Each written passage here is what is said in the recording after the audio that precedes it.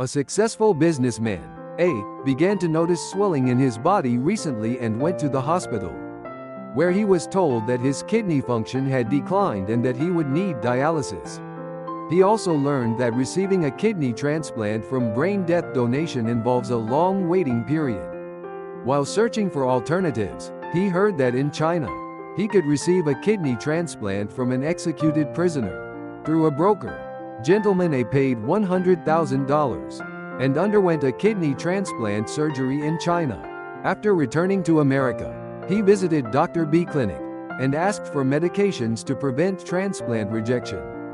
Should Dr. B prescribe the medications?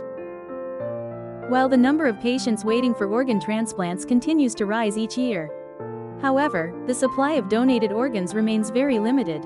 According to international data on organ donation and transplantation in 2014, there were 119,873 organ transplants worldwide.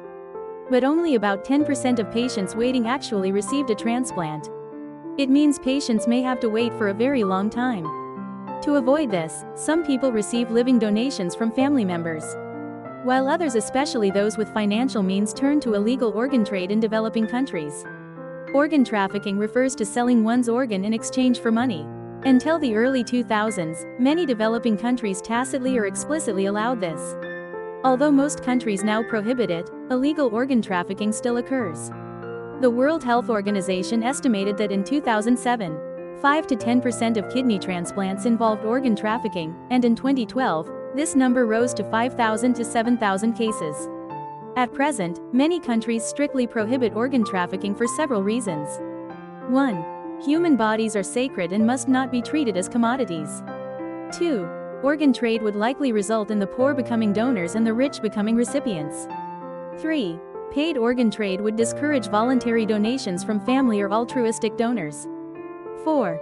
Middlemen could profit from connecting donors and recipients. 5.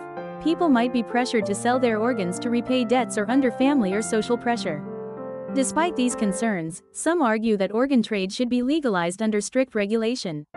1. It can save lives, which some see as more important than preserving abstract ideals of dignity. 2.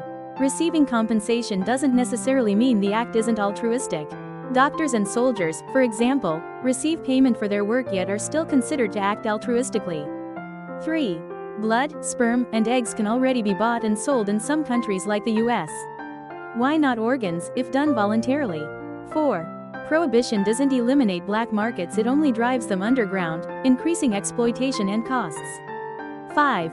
Most illegal organ trade happens overseas, making detection and punishment extremely difficult. There's another ethical dilemma. If a doctor knows or strongly suspects that a patient received a transplant through illegal organ trade, should they report it to the authorities? Reporting may violate doctor-patient confidentiality and discourage patients from seeking essential post-transplant care. Without medication, transplanted organs may fail, harming the patient's health. But not reporting may indirectly condone or encourage illegal organ trafficking. Should organ trade be allowed? Should doctor report it to the police? What do you think? Share your thoughts in the comments.